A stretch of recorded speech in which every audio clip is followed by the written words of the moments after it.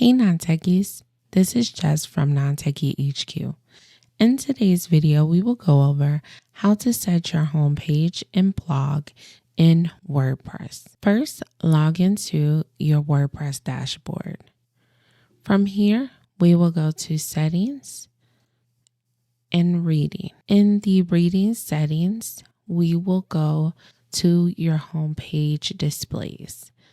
We will click a static page, and for your homepage, you want to select your homepage that you would like to be set. And then your post page will be the page that your blog posts live. Then we'll click Save Changes. So that is how to set your homepage and blog in WordPress.